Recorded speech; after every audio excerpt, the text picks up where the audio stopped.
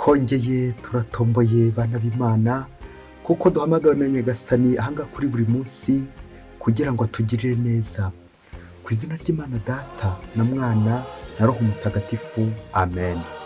Amahoro bana b'Imana, nimuhumure, turi kumwe n'Imana hamwe n'urwandiko rw'urukundo Imana yatwandikiye kuri uyu wa kabiri w'icyumweru cya kabiri cya Noheli, tariki 3 Mutarama 2023.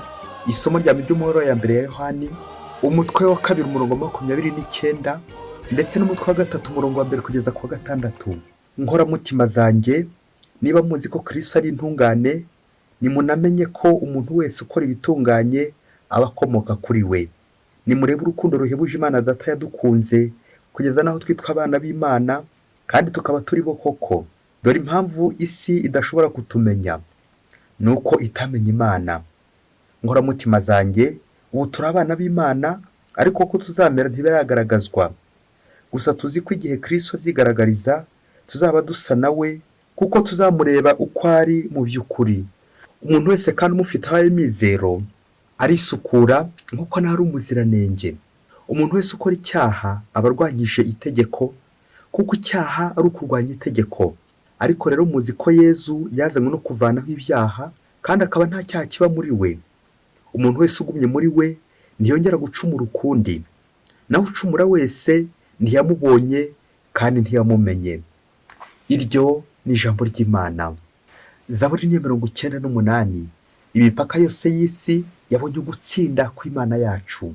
Nimuririmbire Uhoraho indirimbo nshya, kuko yakoze ibintu by'agatangaza. Indyo ye, ukuboko k'ubutagatifu byatumye atsinda. Imipaka yose y'isi yabonye ugutsinda kw'Imana yacu. Nimusingize Uhoraho ku isi hose, nimuvuze impundu kandi muririmbe. Nimucurangire Uhoraho ku nanga no mu majwi y'indirimbo, mu karumbeti no mu majwi y'impanda. Nimusingize Umwami Uhoraho. Imipaka yose y'isi yabonye ugutsinda kw'Imana yacu. Nyagasani Yesu nabane namwe. Amagambo mu Ivanjili ntagatifu yanditswe na Yohani, umutwe wa mbere umurongo 29 kugeza ku 34. Muri icyo gihe Yohani abona Yezu aje amusanga, aravuga ati, dore Ntama w'Imana ugiye gukuraho icyaha cy'isi. Niwe navugaga ngira nti, ngiye gukurikirwa n'umuntu nduta, kuko yariho mbere yanjye. Njye sinari muzi, ariko kugira ngo agaragarizwe Isiraheli, naje mbatiriza mu mazi. Nuko Yohani ahamya agira ati, nabonye Roho amanuka nk'inuma ivuye mu ijuru, maze amuguma hejuru. Koko njye sinari muzi, ariko uwanyohereje kubatirisha mu mazi yarambwiye ati, uzabona Roho amumanukiraho kandi akamuhama hejuru, niwe ubwe ubatiza muri Roho Mutagatifu. Naramwiboneye ubwanjye, kandi ndahamya ko ari we Mwana w'Imana. Iyo ni Ivanjili ntagatifu. Ba Kristo bavandimwe, Yezu Kristo akuzwe. Ahangaha tugeze ni kuri wa murongo wacu witwa Buri munsi. Tuje gushaka Yezu, tumubone maze tumwereke abandi. Turabibutsa abakristo dusengera ahangaha muri paruwase ya Buri munsi online, paruwase yo mu kirere. Ndabibutsa ko hari ibiganiro twabateguriye mu mpera z'uyu mwaka, byatambutse ahangaha kuri Buri munsi, byatambutse muri iki cyumweru, bidutegura gusoza umwaka neza 2022, tugatangira n'undi 2023 turi kumwe n'Imana. Ikiganiro cyatambutse ku wa gatatu w'iki cyumweru, ibintu 7 bigomba kugufasha kubana n'Imana muri uyu mwaka wa 2023. Ikiganiro cya kabiri ni cyatambutse ku wa gatanu, kivuga kiti gusinda no gutsindwa. Nawe rero uzihutire kukireba. Ikiganiro cya gatatu ni cyatambutse kuri iki cyumweru kuri bonane, kidushishikariza kwakira umugisha w'Imana. Umugisha uzaturanga cyane cyane muri uyu mwaka wose mushya 2023. Rero mukristo umuvandimwe, wihutire kugera kuri Buri munsi, ufungure Buri munsi, ufungure Buri munsi, maze ufungurire abandi Buri munsi, ubone Kristo umwereke abandi Buri munsi. Aha rero tuje natwe, tuje gushakashaka Kristo. Ni mucyo rero turebe urutoki rwa Yohani Batisa ugiye gutwereka Yezu Kristo, tubone Yezu Kristo maze tumwereke abandi Buri munsi. Kwerekana Kristo Buri munsi na niyo ngingo remezo y'amasomo y'uyu munsi tujya kuzirikana kuri tariki ya 3 Mutarama 2023, ni ukubona Kristo kandi tukamwereka abandi. kwereka Kristo abandi, montrer le Christ aux autres. Kwereka Kristo abandi, amasomo rero ajya kudufasha kuzirikana kuri ntama w'Imana. Iyo ntama w'Imana duhora dukoresha cyane cyane mu gitambo cya misa. Rero tugendeye ku mikoreshereze ya ntama w'Imana, Agnus Dei, Agneau de Dieu, cyane cyane duhere kuri Bibiliya, iri jambo ntama w'Imana rifite ibisobanuro bibiri by'ingenzi: intungane ndetse n'igitambo. Amagambo abiri niyo tugiye kwifashisha kugira ngo ko tubone Kristo kandi tumwereke abandi. Kwerekana Kristo. Bityo nanjye nze gusoza nabonye Kristo kandi kumwereka abandi. Reka duhere ku ijambo rya mbere, intungane. Intungane bishatse kuvuga umuntu wiyoroshya, umuntu wicisha bugufi, ucisha make, umunyakuri, utotezwa, ubabazwa, wa wundi bahohotera bakaba bamurenganya.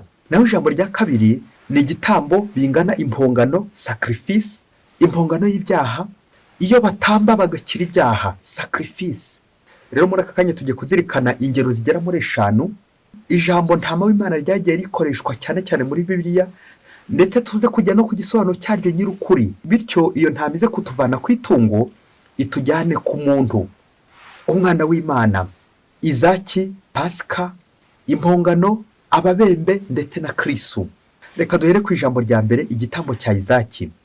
Igitabo cy'Intangiriro umutwe wa 22 umurongo wa 10 kugeza ku 13 batubwira igitambo cya Izaki, uburyo Aburahamu yashatse gutamba umwana w'ikinege kandi yakundaga, ariko Imana irabyanga, iza kumugorera intama, aba ariyo aturaho igitambo. Iki gitambo cya Aburahamu kuri Izaki cyashushanyaga igitambo Imana izatura umwana wayo w'ikinege, Yezu Kristo waducunguye. Inyito ya kabiri, intama ya Pasika. Buri mwaka mu guhimbaza Pasika, Abayisiraheli babagaga intama bibuka ko Uhoraho yabarokoye ubucakara bwa Misiri, bigashushanya Imana ije mu mwana wa Yezu Kristo uje kudukura ku ngoyi y'ubucakara, ubucakara bwa Misiri mbere na mbere, ariko n'ubucakara bw'icyaha, ikadukura mu rupfu. Ni Mesiya rero, umugaragu w'Imana, wa wundi washinyaguriwe, yicisha bugufi, ntiyabumbura umunwa, boshye umwana w'intama bajyanye mu ibagiro. Uyu ni Kristo wavugwaga ukuntu azatotezwa, akarengana, akababara, ariko akaducungura maze akadukiza ibyaha byacu. Ku nyito ya gatatu, intama itagira inenge, Abayisiraheli baturaga ikampongano y'ibyaha. Tubisanga mu gitabo cy'Abalevi umutwe wa 4 umurongo wa 32. Inyito ya 4 ni intama y'umubembe, umubembe wakize ibibembe. Uyu yagombaga gutura intama kikaba ikimenyetso cy'uko yakize.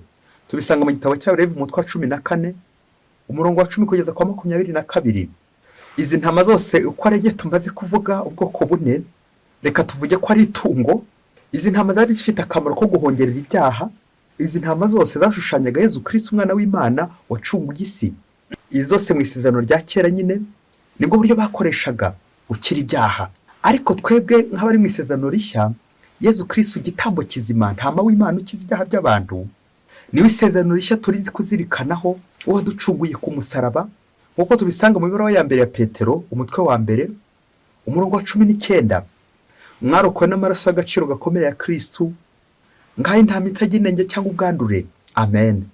Rero nk'uko tumaze kubyumva, iri jambo ntama w'Imana ryari risanzwe rikoresha muri Bibiliya mu isezerano rya kera, ndetse nani ryo Yohani Batista umuhanuzi, nk'uko twamumvise mu Evanjiri ya none, umuhanuzi integuza n'umubatiza wa Mesiya. Iri jambo niryo Yohani Batista yakoresha ashaka kwerekana Yezu Kristo uje gucungura isi, umukiza, Mesiya.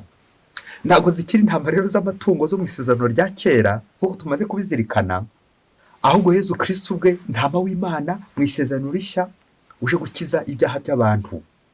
Rero Yezu Kristo arahibereye noneho, ubwo Yohana agira ati, hagati yanyu hari uwo mutazi, uwo ninde? Ni ntama w'Imana, Yezu Kristo, Mesiya, umukiza. Yohani nanone mu isomo rya mbere hari amagambo meza yakoresheje ajya kuvugana ntama w'Imana. Yavuze ati, Kristo intungane, umwana w'Imana, natwe twitwa abana b'Imana. Ufite Kristo ahamizero arisukura nk'uko nawe ari umuziranenge. Yezu yazanye no kuvanaho ibyaha, kandi akaba nta cyaha kiba muri we. Amen, amen. Bakristo bavandimwe, turashima Yohani Batista werekana Mesiya, agakoresha izina risanzwe rikoreshwa, ariko noneho akaryerura aryerekeza ku mukiza nyirizina, ubwo agize ati mu Ivanjiri uyu munsi ati, dore ntama w'Imana dore ukiza ibyaha by'abantu. Amen, amen. Yamwerekaga abigishwa be aho bari bamaranye igihe, nuko rero akabatungira agatoki ati dore ntama w'Imana. Ni nko kuvuga ati va ku giti, dore umuntu, dore uwo twari dutegereje nguriya. Iyi nteruro ni nziza cyane, dukunze kuyikoresha muri liturujia, cyane cyane liturujia ya misa, mbere yo guhazwa. Agnus Dei, ntama w'Imana, agneau de Dieu. Mbere yo guhazwa nyine bishushanya Yezu Kristo ugiye kuza mu Karisitiya kudukiza. Nuko wa musaseridoti ushushanya Yohani Batista akaba yamwereka imbaga. Ubundi imbaga nayo abakristo, abayoboke b'Imana bakaza kwitegura kuza kumwakira. Mesiya mu Karisitiya, Yezu mu Karisitiya, dore ntama w'Imana, dore ukiza ibyaha by'abantu. Rero ntabwo ari umusaseridoti wiyerekana, ahubwo yerekana Kristo. Nuko rero umusaseridoti akeneye gukingiriza Yezu Kristo ngo abe yamutambamira cyangwa abe yamuburizamo, kuko ejo twabizirikanye gukingiriza Kristo, mbese akamuva mu izuba. Birababaje abayoboke b'Imana urimo nanjye ndimo, hari ubwo tumera nk'aho mwana bereka inyenyeri mu kirere, aho kuyireba agasigara yirebera urutoki uri kwimwereka. Byaba bibabaje. Ni kwa kundi umusaseridoti nyine ashobora kunyereka Yezu, aho kureba Yezu uri mu Karisitiya nkareba urutoki rwa Yohani Batista, urutoki rw'umusaseridoti, ngatangira ngaca imanza. Kandi Yezu niyo ngomba kurangamira, nkamureba, nkamukurikira kandi nkamukurikiza. Rero bakristo bavandimwe, birababaza cyane, hari imbaga nyamwinshi iza guhazwa urimo nanjye ndimo, ariko tudafiteho umutima utari kuri Yezu, turangaye, ntabwo twabonye Yezu batweretse. Rero ibyo ngibyo ntibyagira akamaro, kuko nyine ntituba twisuguye uko bikwiye, ngo kwa guhabwa Yezu turangaye. Turahari, imibiri yacu irahari, ariko roho zacu ntazihari, zagiye kera. Ni koko bakristo bavandimwe, hawe Yezu neza mu Karisitiya aronka amahoro, aronka imigisha, aronka imbaraga za roho koko, ibyishimo, za zindi zimufasha no kwera imbuto nziza. Dore ntama w'Imana, dore ukiza ibyaha by'abantu. Ni nabyo mutagatifu Yohani Mariya Vianney ubwo yashishikariza abakristo b'iyarise guhabwa Yesu bikuye ku mutima, nk'utanga inema ku bamuhawe, ubwo yagiraga ati mujye muhazwa, musange Yesu, mubeshweho nawe, kugira ngo mubereho we. Ntimubikwiye, ariko murabikeneye. Amen, amen, amen. Urakoze Yohani Mariya Vianney. Nanjye nze kwibaza nk'umusaseridoti uwihaye Imana, umukristo uhabwa Yezu kenshi, nze kwibaza niba urutoki rwanjye rukiri kwerekana Yezu, cyangwa wasanga urutoki rwanjye rwarabaye rurerure, akacya gisiga cy'urwara rurerure kimena inda. Kandi byaba uko abakristo bavandimwe, Yezu Kristo iyo tumukingirije ntabwo nyine agaragara, usanga ari twe turi kugaragara. Nk'uko abantu benshi twagiye duhisha Yezu Kristo, tukamuhisha ntama w'Imana, aho kumwerekana ahubwo nkamuhisha, nkamukingiriza. Ese babyeyi ba Kristo, aho ngaho aho dukorera Kristo ndacyamwerekana, mu mvugo ndetse no mu ngiro ndacyamwerekana. Institution dukoreramo, paruwasi zacu, diyosezi zacu, ibigo dukoreramo, aho ngaho turacyerekana Yezu Kristo. Yezu Kristo aracyari aho ngaho ku musaraba, igitambo nyakuri, ntama w'Imana aracyari aho ngaho. Imisaraba iracyari iwacu, cyangwa twaramwimuye kugira ngo kuko tumuhishe, maze twibonere ibintu byinshi bya mirenge, Kristo tukamwimura tukimika ibindi. Ese ndacyerekana Kristo? Urutoki rwanjye ruracyerekana Kristo? Ibiganza byanjye biracyerekana Kristo? Umunwa wanjye uracyavuga Kristo? Identité de Christ vraiment. Ngo umunsi umwe hirya kure cyane muri Afurika, ngo hari ibitaro bikomeye cyane by'idini, ivura koko ryakiraga abarwayi benshi, kandi rikavura koko rifite abaganga b'inzobere, ku buryo abarwayi benshi baganaga iryo vuriro ry'idini. Nuko nyine bakavura abantu kandi bakabitaho koko bagakira. Umunsi umwe rero ngo kera kabaye, ngo haza kuza company ngo yari ifite amafaranga, uruboho rw'amafaranga. Nuko ngo ijya muri rya vuriro kugira ngo koko babe abafatanyabikorwa muri rya vuriro. Bageze muri rya vuriro babasaba ko bakorana kugira ngo rya vuriro rikomeze gutera imbere. Nuko bahereza bwa buyobozi bwa rya vuriro condition bagomba kohereza kugira ngo bakorane n'iyo company ifite uruhu rw'amafaranga, ifite amafaranga ikize. Maze barababwira bati muri iri vuriro ryanyu rero turifuza guhajya, ariko namwe mugatwemerera tugakora za serivisi zacu, serivisi koko zifasha abaturage gutera imbere. Rero izi serivisi zacu ni ukwamamaza cyane cyane des méthodes contraceptives, uburyo bwo kuringaniza. Bityo muri iri vuriro tukimakaza iyo serivisi yo kuringaniza ku buryo bwa kijyambere, cyane cyane dutanga inshinge, imiti, ibinini, ibyo byose bifasha abaturage kuringaniza ku buryo bukomeye cyane. Iyi serivisi kandi ikaguka ku buryo abangavu, abakobwa, ababyeyi tuzajya tubafasha bakirinda gusama, ndetse n'undi wese waba wasamye akaba yatwarinda ku buryo atateguye, nawe tumufasha kugira ngo kuko ubuzima bugende neza, inda zitateguwe. Nuko izi serivisi zacu koko zibereho nanone gutambutsa udukingirizo kugira ngo abantu koko bakomeze kwirinda, birinde na sida. Nuko ngaho nawe tekereza uburyo abayobozi b'iri dini ryemera Kristo bagiye koko kwitesha amafaranga, uruhu rw'amafaranga.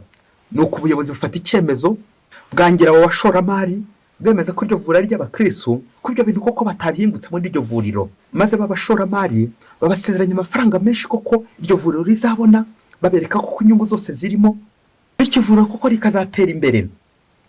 Ikindi kandi kiruseho ni uko izi serivisi zacu abaganga bazazikoramo bazakubirwa 3 umushahara mwari musanzwe mubahemba, bityo koko inyungu ikaboneka cyane, kandi izi serivisi koko zigafasha abaturage muri aka karere, cyane cyane abaganira ivuriro. Nuko n'ibitaro bikunguka cyane by'agatangaza kuko izi serivisi nyine zaba zizanye uruhu rw'amafaranga.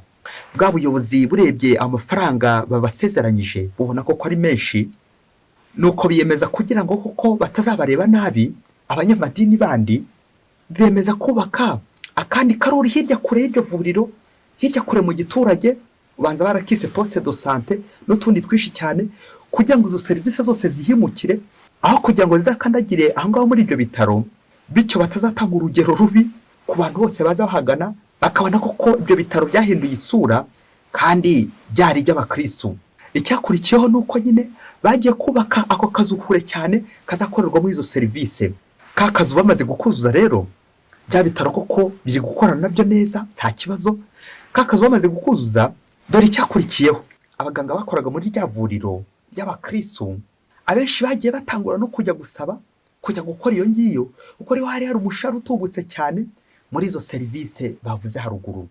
Ikindi cyakurikiyeho nuko ababyeyi benshi koko, abangavu, abakobwa bangaho nyine mu mujyi, bose badukiriye nyine kujya ahandi iyo hirya kure cyane mu giturage, kugira ngo izo serivisi abariho bajya kuzisanga. Birumvikana ryavuriro koko byakomeje kubona abantu ariko bake cyane barwaye nka twa malaria gusa n'izindi ndwara zoroheje, ariko abenshi koko bakagana hehe, abenshi bakagana koko kakavuriro ko hirya kure bashyize iyo hirya. Icyaje gukurikiraho nuko ngaho nyine baje guhubaka ibikorwa remezo koko, umuhanda wa kaburimbo ukomeye cyane, kugira ngo koko woroheze abaturage kuko bari bamaze kuba benshi cyane bagana aho ngaho muri ka kazu ka poste de santé hirya kure mu giturage. Nuko amafaranga ko ari isukenya ku buryo bukaze cyane, bya bitaro bitera imbere, abaturage ko bayobokiye hirya kure mu giturage handi, nuko izo serivisi zigenda neza koko buryo bukomeye cyane. Ikibazo kikagera kiti bakristo bavandimwe, ese iryo vuriro ryari ry'abakristo identité catholique vraiment, ko byarangiye koko ryimukiye hirya, kandi ku ikubito bari baranze ko izo serivisi zitazakorerwa aho ngaho, none koko biracyari ukuri? Bakristo bavandimwe, nk'uko abenshi dusigaye twerekana utari Kristo, utari ntama w'Imana, nuko kwimakaza Kristo igitambo cy'ukuri, ahubwo hari ibitambo byinshi twagiye gutamba abana, ibitambo by'abana, abana b'impinja, gukuramo inda tukabyimakaza ngo ntibikorwe mu ivuriro ryacu, ariko tugashaka ukundi kuntu tubyita hirya kure cyane, byo bikorwa hirya kure cyane. Kandi koko uracyari responsable waho hose, uri umuyobozi w'idini, uri umuyobozi wa kiliziya hafi aho ngaho, none bikaza kurangira koko waramanuye Kristo wawe, waragiye kumubambaye hirya mu giturage, nguko gutamba Kristo bavandimwe, gutamba abana b'impinja, gutamba abarwayi, gutamba abanyantege nke. Kaza kurangira ko Kristo twaramumanuye, twamukuye mu migi wacu, twaramujyanye mu giturage. Ton identité vraiment, identité chrétienne. Ese mu Kristo muvandimwe, urugo rwawe haracyamanitsemo umusaraba? Urugo rwawe Yezu Kristo aracyarangwamo, cyangwa wajya umanura umusaraba ukamanika ibigirwamana, ukamanika amafoto y'urukozasoni, ukamanika ibintu byinshi cyane bibi, ukamanura Yezu Kristo ku musaraba? Aho ngaho urugo rwawe rucyerekana Yezu Kristo. Ibirango bya kiliziya, ibirango by'abakristo biracyari mu rugo iwawe? Uracyafite Bibiliya, agatabo k'umukristo, agatabo k'amasengesho, ishapuro cyayifite, umusaraba cyari mu rugo iwawe? Niko amafoto amanitse iwawe ameze gute, amashusho amanitse iwawe ameze gute? Wasanga nawe umusaraba warawimuye. tuzajya tubona benshi ku bigo, ibigo bya kiliziya, reka mvuge bya kiliziya gatolika, amahoteli n'ahandi hose nta misaraba ikiharangwa. Kandi ibyo bigo ugasanga birayoborwa n'uwihaye Imana, birayoborwa n'umupadiri, masere frere. Uwe ton identité vraiment, ton identité chrétienne. Ubukristo bwawe bushingiye he? Ibirango bya kiliziya gatolika biracyamanitse mu rugo iwawe, biracyamanitse kuri reception, hoteli yanyu Yesu Kristo aracyarimo, ivuriro ryawe Yesu Kristo aracyarimo, ibigo byawe muyobora Yesu Kristo aracyarimo. Aha, ese byabimara iki? Ndi umupadiri, nyobora ikigo cy'amashuri, nyobora ivuriro, nyobora hoteli, kandi ndi padiri, ndi masera, ndi frere, bikaza kurangira aho ngaho koko ariho Imana itari, ariho babuze Imana, ariho ingeso mbi z'urukozasoni ziri gukorerwa, ariho turi gutamba uduhinja, ariho turi kwamamaza udukingirizo, twa dukingirizo dushobora gukingiriza Kristo. Ariko ugiye gukama Kristo umuvandimwe ko agakingirizo gashobora gukingira indwara nka sida, mburugu, imitezi n'ibindi, ariko ntigashobora gukingiriza Imana. Ntushobora gukingiriza Imana ngo bikunde, ntushobora gukingira icyaha ngo bikunde. Icyaha abakristo bavandimwe, nk'uko abenshi ibigo byacu, amashuri yacu, amahoteli yacu, amavuriro yacu twagiye dushingiramo udukingirizo dukingiriza Kristo, dukingiriza Imana, ntitwerekane Yesu Kristo, tugakingurira icyaha, tugakingurira udukingirizo, tugakingurira amafaranga, tugakingurira ibiyobyabwenge, tugakingurira byose birwanya Kristo, ariko Kristo tukamukingiriza ibigo byacu, imitima yacu, iminwa yacu, ubwenge bwacu bwagiye bukingira Kristo, tugakingura ibiyobyabwenge. Twaba tugeze kureba Kristo bavandimwe. Uze kureba ifoto, abenshi twagiye twiyobokera amafaranga, ariko Kristo tukamukingiriza, amafaranga agasumba ubukristo. Aha, bya bindi by'uko nyine ufite urufaranga avuga urufaransa, wasanga mu rugo rwanyu, wasanga mu mutima wawe, wasanga mu kigo uyoboye basiga bavuga urufaransa kubera urwo rufaranga babonye, ariko Imana shwi ntibongera kuyivuga, Kristo ntiyongera kuvugwa, Kristo ntiyongera kwerekana aho ngaho. Yohani Batisa yakumariye iki? Wasanga Yesu yaragushyize aho ngaho nka Yohani Batisa ngo umutegurire, ngo umwerekane, ariko waramukingirije. Ndi padiri kandi byaba, ugasanga Kristo naramukingirije. Dore Ntama w'Imana, dore ukiza ibyaha by'abantu. Wajya kureba ugasanga ninjye wakingirije Kristo. Tujya twibaza ikintu gikurikira. Uzi ko Bikira Mariya na Yosefu bagiye kwibaruza cya gihe rwa rugendo bakoze, uzi ko muri icyo gihe hari amahoteli, hari amazu akomeye, ariko se kuki babuze aho bacumbika? Kuki bagannye ikiraro cy'amatungo? Kuki bagannye abashumba? Aha, abashumba bagatwibutsa ko ni abashumba nanone bayoboye umuryango w'Imana, ni abashumba bayoboye bya bitaro, ni abashumba bayoboye bya bigo by'amashuri, ni abashumba bayoboye amahoteli, ni abashumba bayoboye ahantu hakomeye hose. Aho ngaho ngomba kwerekana Kristo, aho ngaho ntagomba kumarura umusaraba, aho ngaho ngomba kwerekana identité catholique, identité chrétienne, aho ngaho ngomba kwerekana ubukristo. Abashumba nkimakaza ibintu, amafaranga, ariko abantu nkababurizamo, bikaza kurangiza mburijemo ubuntu bw'Imana, Yesu Kristo nkamuzitira, Yesu Kristo nkamupfukirana. Uyu munsi rero ni ukureba ibyo ukora ko nk'umukristo, urebe ko niba ukiri urutoki, urebe ko niba ukiri Yohani Batisa, werekana Yesu Kristo. Ndifuza gusoreza kuri Yohani Batisa. Yohani Batisa, umuntu wese werekana Kristo, birangira koko nawe agize gute? Birangira abaye igitambo. Rero umukristo muvandimwe, niba koko ufite ubukristo koko bugaragara, wizere ko n'ubuzima bwawe ko buzarangira nyine, buzarangira ko kuri igitambo. Ubuzima bwawe buri munsi ukaba igitambo, ubuzima bwawe buri munsi ukerekana Kristo. Ariko uzirikana ko iyi si iri mu mwijima, tugomba kumurika cyane nk'itara nk'abakristo. Uzirikana ko kugira ngo urumuri ruboneke, buji ibanza gukongoka igashya. Ngomeje kubifuriza umwaka mushya muhire 2023, tuzabonemo Kristo kandi tumwereke abandi buri munsi. Mwese Imana ibaho umugisha, Imana Data na Mwana na Roho Mutagatifu. Amen. Padiri Masumbuko Ladislas wa Diocese ya Cyangugu.